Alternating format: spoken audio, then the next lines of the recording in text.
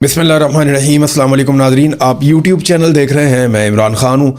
नाजरीन, इमरान ख़ान साहब के इलाज के हवाले से एक नया कट्टा खुल गया और ये जो सूरत हाल है बहुत ही अजीब है, यानी मेरे लिए बड़ी हैरत अंगेज़ थी। सबसे पहले तो मैं आपको ये कंफर्म कर दूँ कि जो डॉक्टर्स आए थे जेल में, जिन्होंने 1 अगस्त को इमरान ख़ान साहब को चेक किया था, उन्होंने एक रिपोर्ट मुरतब की थी और वो ये रिपोर्ट हमारे साथ मौजूद भी है। इस रिपोर्ट का एक प्लान बी था जिसके मुताबिक इमरान खान साहब का एक टेस्ट किया जाना था, सिटी कॉर्नरी एंजियोग्राफी। अब ये तजवीज़ किया गया था कि इस प्रोसेस से इमरान खान साहब को गुजारा जाए। फिर 20 और 21 अगस्त को इमरान खान साहब को, यानी 20 और 21 अगस्त की दरमियानी रात को जब इमरान खान साहब को पिम्स में ले जाया गया, शिफा में सारे इंतज़ार कर रहे थे। शिफा में बैनुल अक़वामी सतह की सहूलियात भी मौजूद थी, लेकिन पिम्स में ले जाया गया इमरान खान साहब को। तो अब हुआ ये कि ठीक एक दिन गुजरने के बाद वज़ीर आज़म ऑफिस की जानिब से एक प्रेस रिलीज जारी होती है जिसमें पिम्स अस्पताल में ये जो सिटी कॉर्नरी एंजियोग्राफी की जो सहूलत है वो फ़ाल ही नहीं, उसकी मशीन ही काम नहीं कर रही। और अब ये एक नया कट्टा खुल गया, यानी इमरान खान साहब को जिस मकसद के लिए डॉक्टर ने कहा था कि ये वाला इलाज ज़रूरी है, उस इलाज के लिए जो एंजियोग्राफी की सहूलत वाली मशीन है वो नहीं हो सकती। वजह यह है कि जनाब वो तो ख़राब है और इसके ऊपर अब पाकिस्तान तहरीक इंसाफ कह रही है कि ये तो हम लेकर जाएंगे मामला सुप्रीम कोर्ट ऑफ पाकिस्तान में, इसको भी लेकर जाएंगे कि जो टेस्ट इमरान खान साहब का तजवीज़ किया गया था उसकी मशीन ही पिम्स अस्पताल में ख़राब है। जब इमरान खान साहब को वहाँ पर ले जाया गया, उसके बाद एक दिन गुजरने के बाद, 24 घंटे गुजरने के बाद वज़ीर आज़म ऑफिस से एक प्रेस रिलीज जारी होती है जिसमें यह कहा जाता है कि जनाब ये मशीन ख़राब क्यों है, इसकी इंक्वायरी की जाए। और अब एक इंक्वायरी कमेटी भी बना दी गई है।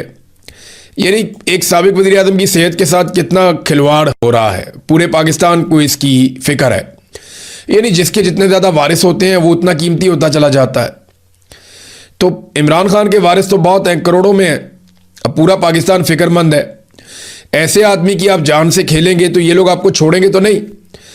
अब बजाय इसके कि इमरान खान साहब को शिफा इंटरनेशनल अस्पताल में ले जाया था। अच्छा, इसमें एक और भी चीज़ फैलाई जा रही है मार्केट में कि इसमें कोई एस्टेब्लिशमेंट की और हुकूमत की कोई आपस में लड़ाई चल रही है। मोहसिन नकवी कुछ और चाहता है तो नवाज शरीफ कुछ और चाहता है तो मरीम नवाज कुछ और चाहती है। खबरें ये भी आ रही है कि मरीम नवाज जो है वो सुबह के वक्त तैयारा पकड़ के तो इधर रावलपिंडी आके मुलाकातें करके जाती है कि जनाब इमरान खान साहब को ये सहूलत नहीं देनी तो वो सहूलत नहीं देनी। तो मैंने जेल के अमले से पता किया वो इतना बीमार कोई नहीं है। तो उनकी अपनी एक है, नवाज शरीफ का ये है कि अगर इमरान खान बाहर निकल आता है और चीज़ें उसके लिए नॉर्मल हो जाती हैं तो फिर हमारी सियासत तो ख़त्म हो जाएगी। जरदारी और नवाज शरीफ के सामने आप इलेक्शन का नाम लो, उन्हें गश पड़ जाते हैं। उन्हें पता है जो इलेक्शन में उनकी दुर्गत बननी है, इससे पहले भी बन चुकी है। पहले तो फिर भी थोड़ी बहुत उम्मीद थी, अब उनको अच्छी तरह पता है कि जो उन्होंने अवाम के साथ कर दिया इसके बाद तो लोग उनकी शक्ल भी नहीं देखेंगे। तो मामला यहां पे अब इसको कंफ्यूज किया जा रहा है।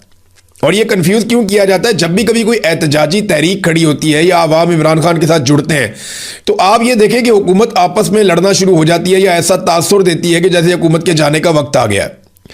मीडिया को थोड़ा बहुत अलाउ किया जाता है कि ये वाले इश्यूज आप उठाएं, इससे एक तासुर जाएगा कि हुकूमत तो वैसे ही जाने वाली है तो लोगों को निकलने की ज़रूरत नहीं है। इस किस्म का तासुर फैलाया जाता है। आप गौर करें ना, आजकल पीपल्स पार्टी और पीएमएलएन आपस में लड़ रहे हैं, एक दूसरे को बुरा भला कह रहे हैं, एक दूसरे पे तनकीद कर रहे हैं, छोटे मोटे हमले कर रहे हैं, लेकिन तमाम कानून साजियां भी मिलकर कर रहे हैं। हर जुल्म के अंदर बराबर के शरीक हैं, हर चीज़ के अंदर शामिल हैं। एक को गिलगित बल्तिस्तान दे दिया गया और दूसरे को कश्मीर दे दिया गया और जिनका मैंडेट है उनको बाहर बिठा दिया गया। इस वक्त फोर्सेस को इकट्ठा किया जा रहा है आज़ाद कश्मीर में एक मरतबा फिर। और प्लान ये है कि इससे पहले कि पाकिस्तान तहरीक इंसाफ कोई एहतजाजी तहरीक शुरू करे, कोई नया चैलेंज आए, इससे पहले आज़ाद कश्मीर की तहरीक को मुकम्मल तौर पे कुचल दिया जाए। अब आज़ाद कश्मीर के लोग लगभग 2.5 महीने से बैठे हुए हैं, वो हार मानने के लिए तैयार नहीं। उनको 70-80 दिन हो गए हैं। वो कहते हैं जी हम तो पीछे नहीं हटते, हमें हमारे जायज़ मुतालबात दिए जाएं। वो अपने मुतालबात के हक में बैठे हैं। वहाँ पर फोर्सेज इकट्ठी की जा रही हैं और बहुत मुमकिन है कि रावला कोर्ट में एक बड़ा ऑपरेशन किया जाए। तमाम सहाफ़ियों को इस हवाले से दबा दिया गया। जितनी आज़ाद आवाज़ें थी उन सब आवाज़ों को दबा दिया गया। कुछ को गिरफ्तार कर लिया गया है, कुछ को मज़ीद गिरफ्तार किया जाएगा। सहाफ़ियों को, यानी मैं रज़ी ताहिर का देख रहा था कि वो एक जर्नलिस्ट है, उसको शनाख्त परेड में डाल दिया कि जलसे वाले दिन ये गया हुआ था। भाई एक जलसे में शिरकत करना क्या पाकिस्तान में इतना बड़ा गुनाह है कि आप दहशतगर्दी के मुकदमे डाल के शनाख्त परेड में डाल के उन बंदों को अंदर कर देंगे? और वो बंदे भी लगभग 1 महीना होने वाला है, वो सारे बंद है। 18-20 दिन हो गए, वो बंदे छोड़ते ही नहीं।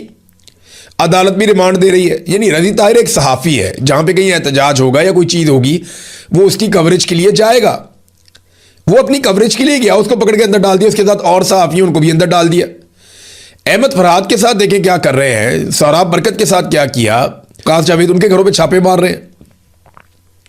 हर सहाफ़ी को जिसका ताल्लुक आज़ाद कश्मीर से, उसको दीवार के साथ लगाया गया, उसको कंप्रोमाइज करने के लिए कहा गया, क्योंकि वहां पे एक इन्होंने बड़ा ऑपरेशन करना है और कोशिश करनी है कि अगस्त के महीने के इख्तिताम तक या सितंबर के शुरू में वहां से जितने भी मुजाहिरीन हैं उन सबको हटाया जाए और चीज़ों को नॉर्मलाइज किया जाए, ताकि बाद में जो पाकिस्तान तहरीक इंसाफ की एहतजाजी तहरीक चले उसको कुचलने में आसानी रहे और सिक्योरिटी फोर्सेज वेली होके वो वाले काम करें। तो क्या मोहसिन नकवी इस सारे के अंदर शामिल नहीं है? ये आसिम मुनीर की मर्जी के बगैर हो रहा है? सवाल ही पैदा नहीं होता, सवाल ही पैदा नहीं होता। यानी ये तासुर सिर्फ फैलाया जा रहा है, गुड कॉप और बैड कॉप खेल रहे हैं। मैं आपको बता रहा हूं कि आसिम मुनीर की इंश्योरेंस पॉलिसी नवाज शरीफ और जरदारी के पास है, जबकि नवाज शरीफ और जरदारी की इंश्योरेंस पॉलिसी और सियासी जिंदगी आसिम मुनीर की मुट्ठी में। ये बहुत बुरी तरह एक दूसरे के साथ बंधे हुए हैं और एक दूसरे के साथ फंसे हुए हैं। सवाल ही पैदा नहीं होता कि ये एक दूसरे के चुंगल से निकल जाए। हामिद मीर साहब ने खबर दी कि सदर जरदारी जो है वो ऐवान सदर छोड़ने पर ज़हनी तौर पे तैयार हो चुके हैं। देखिए, ये कोई डील हो तो एक अलग बात है, लेकिन जरदारी साहब ऐवान सदर इस वजह से छोड़ दें कि वो हुकूमत से बाहर जाएंगे, कुछ तहरीक चलाएंगे या कुछ ऐसा करेंगे, सवाल ही पैदा नहीं होता। देखिए ना, अभी जरदारी साहब ने हाल ही में स्टेटमेंट दिया कि वो एस्टेब्लिशमेंट के हाथ मजबूत करेंगे, तो फिर उन्हें हुकूमत छोड़ने की क्या ज़रूरत है? अभी उन्होंने हाल ही में कहा, अब आसिम मुनीर साहब की दिन रात वो तारीफ़ें करते हैं। अभी उन्होंने मुकाबला जीता है 14 अगस्त पे, जो आसिम मुनीर साहब की खुशामद का एक मुकाबला था, वो बिला मुकाबला, यानी आप समझ लें जितनी तारीफ़ें सदर जरदारी ने की कोई और उनके मुकाबले में दूर तक नहीं आया। उन्होंने पहली पोजीशन हासिल की है।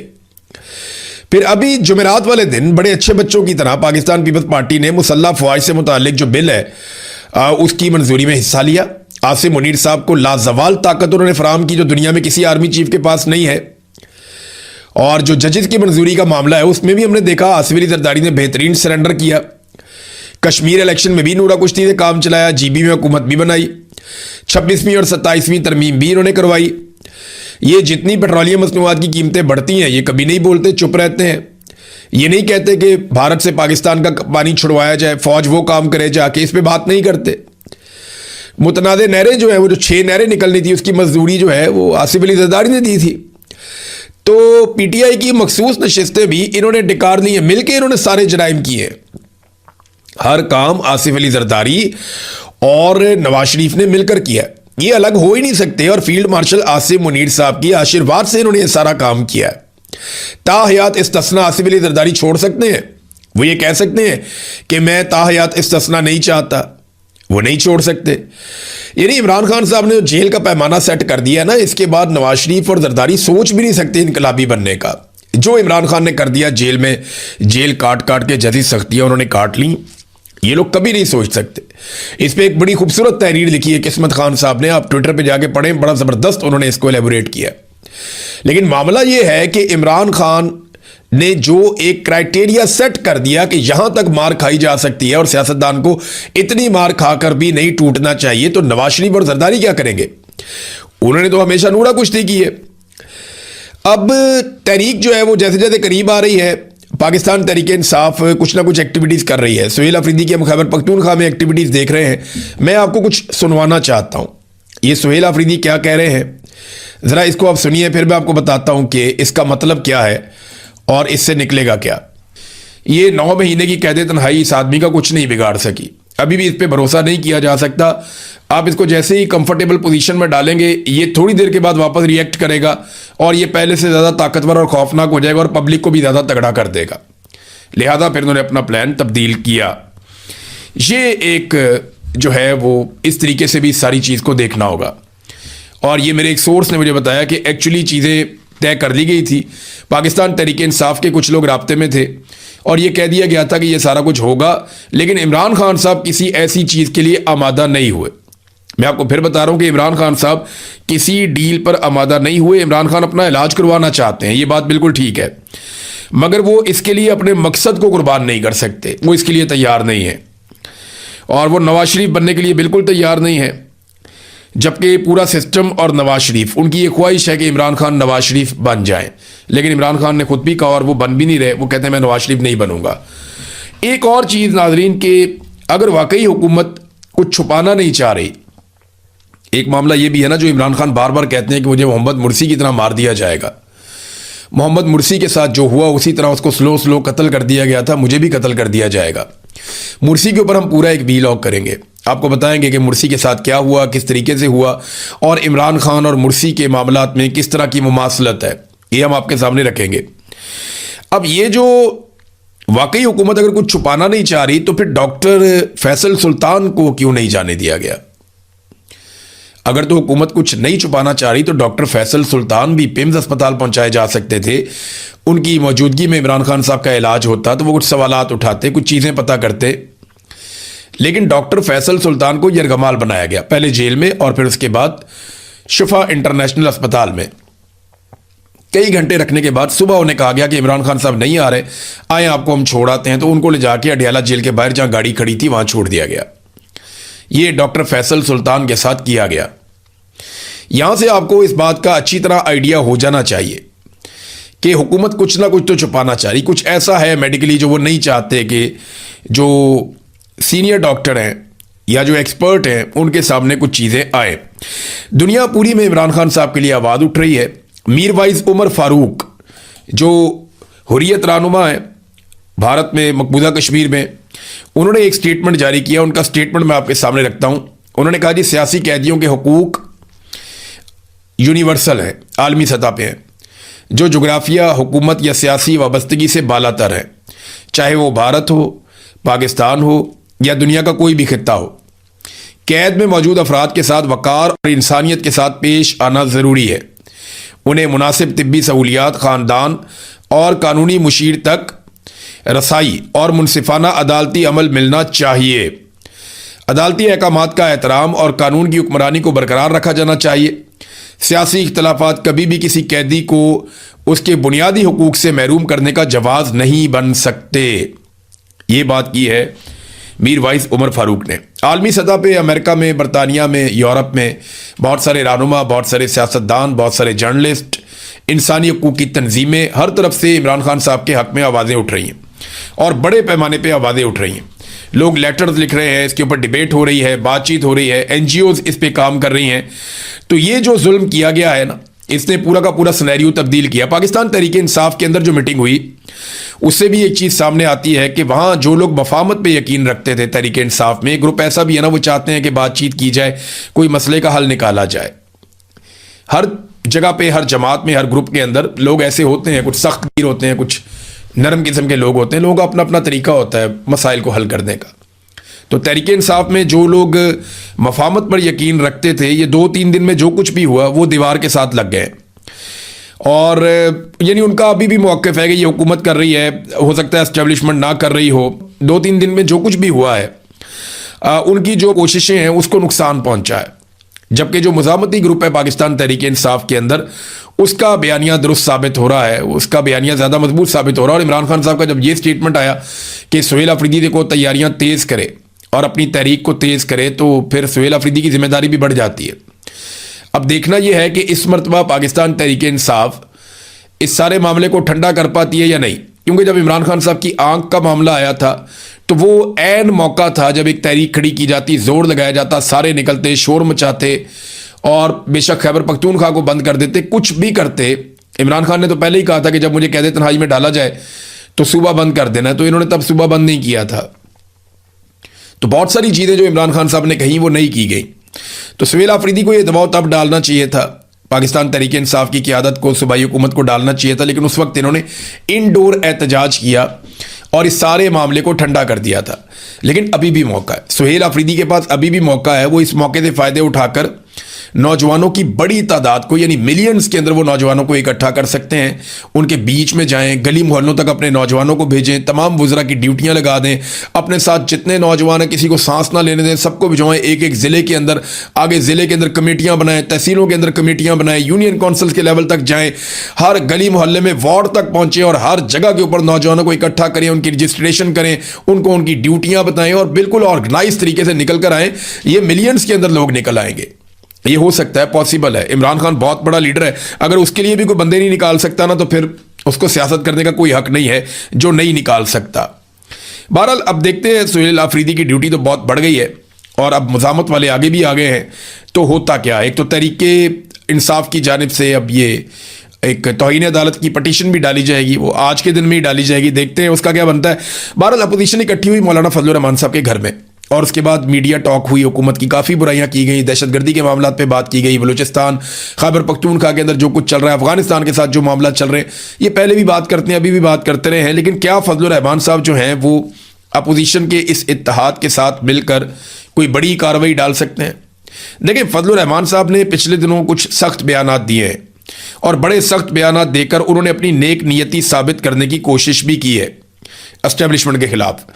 मगर एक बात आपको याद रखनी पड़ेगी कि फजलुर रहमान साहब पिछली मरतबा धोखा खा गए थे, इस मरतबा वो धोखा नहीं खाएंगे, वो बड़ा पक्का हाथ डालना चाहेंगे और उन्हें यकीन दहानी करवाई जाए, यानी वो चाहते हैं कि उनको यकीन दहानी करवाई जाए कि कम से कम खैबर पख्तूनख्वा में उनकी MNAs और MPs की जो नशिस्तें हैं उन पर एक अच्छा इत्तेहाद उनका पाकिस्तान तहरीक इंसाफ के साथ बन जाए, तो फिर वो इस तहरीक का हिस्सा बने। फजलुर रहमान साहब इलेक्शन की सियासत करते हैं, वो ये चाहते हैं कि कौमी असम्बली में, सेनेट में और सूबाई असम्बली में उनके ज़्यादा से ज़्यादा अरकान हो और हुकूमतों के अंदर उनका हिस्सा हो। तो वो उनका मतबा नज़र वही होता है, वो पार्लिमानी सियासत करते हैं और पार्लियामेंट के अंदर ज़्यादा बड़ी तादाद में रहना चाहते हैं। तो पिछली मरतबा उनके साथ धोखा हो गया था, वो चाहेंगे और वो जानते हैं कि PTI को वोट पड़ना है, अगर उनका PTI के साथ एक इत्तेहाद बन जाता है तो उससे फ़ायदा भी होगा। बहरहाल फजलुर रहमान साहब जो हैं वो उनकी सियासत बिल्कुल वैसी नहीं है जैसी इमरान खान साहब की सियासत है, फजलुर रहमान साहब की स्टेटस को की सियासत है। लेकिन इस वक्त क्योंकि वफादात सबके मिलते हैं तो ये इकट्ठे मिलकर भी चल सकते हैं। नाज़रीन, दुनिया भर में जो मीडिया है उसमें फील्ड मार्शल आसिम मुनीर को मिलने वाले नए बेमिसाल इख्तियारात की जो खबरें हैं वो छपी हैं, लेकिन पाकिस्तान का मीडिया इसके ऊपर कोई ज़्यादा बातचीत नहीं कर पा रहा। हालांकि फील्ड मार्शल पाकिस्तान के स्याह और सफ़ेद के मालिक बन गए हैं कानूनी तौर पे और फ़ौज के अंदर इनको बहुत ज़्यादा इख्तियारात मिल गए हैं। मैं इन इख्तियारात के हवाले से कुछ थोड़ा सा आपको बताता हूँ। आप इख्तियारात का अंदाज़ा यहाँ से कर लें कि मुसल्लह फ़ौज पर जो अहम इख्तियार था सिविल हुक्मरानों का या सिविलियन हुकूमत का जो इख्तियार होता था मुसल्लह फ़ौज पर, ये 53 साल बाद बड़ी खामोशी के साथ उसे सरेंडर कर दिया गया आसिम मुनीर साहब के सामने।